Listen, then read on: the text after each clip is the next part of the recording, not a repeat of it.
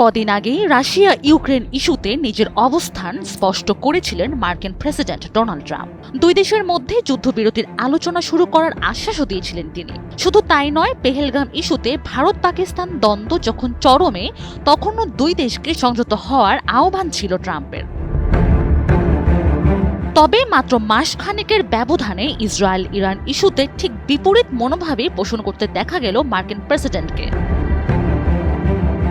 বাংলাদেশের প্রথম immunity booster সমৃদ্ধ ফ্যান্টাস্টিক হ্যাপি এনার্জি বিস্কিট।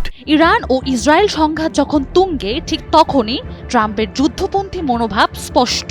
সম্প্রতি তেহরান খালি করার নির্দেশ, ইরান এবং খামেনিকে একের পর এক হুঁশিয়ারি দেয়া সহ বিভিন্নভাবে তার প্রমাণও দিয়েছেন তিনি।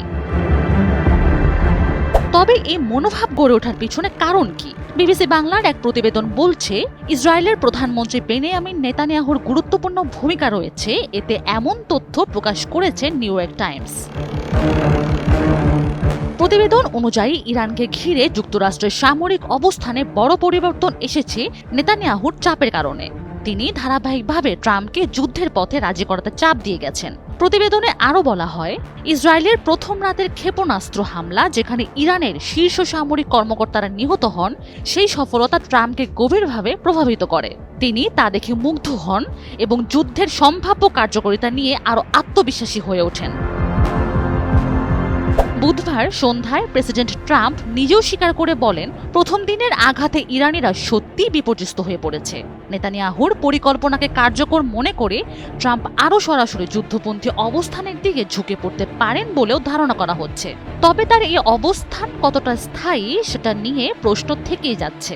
যদিও আলোচনার বিষয়ে ট্রাম্প বলেছেন, এখন আর আলোচনার সময় নেই। ইরান যদি আমাদের প্রস্তাব মেনে নিত ভালো হতো। তবে এত কিছুর পরেও সরাসরি আলোচনার পথ পুরোপুরি বন্ধ করে দেননি ট্রাম্প। বরং খানিক দ্বিধা ভরে বলেন, আমরা হয়তো এগোবো, আবার কিছুই করব না। সবকিছু নির্ভর করছে শেষ মুহূর্তের সিদ্ধান্তের উপর, কারণ যুদ্ধের শেষ সময় সবকিছু বদলে যেতে পারে। Sanjida Afrin, NTV online.